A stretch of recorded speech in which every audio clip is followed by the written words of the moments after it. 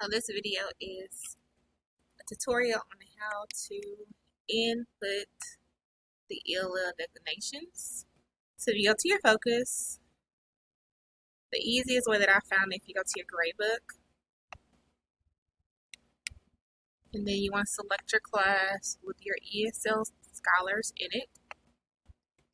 I'm going to choose the first scholar, Celestine. Click on his name.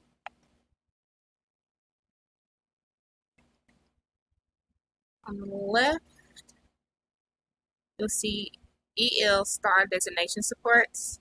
The second one is pause. We're not worried about that. We are doing STAAR Designated Supports. In the middle of the screen, you'll see reading, which I've already completed. Right underneath the reading, you'll see English 1, English 2, English 3, writing, and math. So you'll determine whether you want him to take it online or on paper. Of course, it'll be the regular math test. If you have not been using accommodations, you don't want to offer him accommodations, you can choose NA. OSA is the or let man partial, so it's at scholar's request. OSA is full, means that everything has to be read aloud to him. Extra time, and then I believe this is content language supports, things such as dictionary online.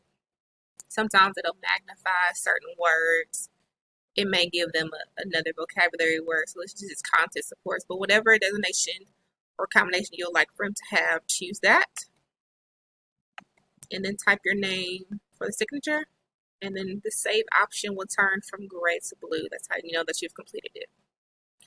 When you're ready to move on to your next ESL scholar, you can choose the right arrow, the right blue arrow. And then you're doing the same process. Scroll down until you see math.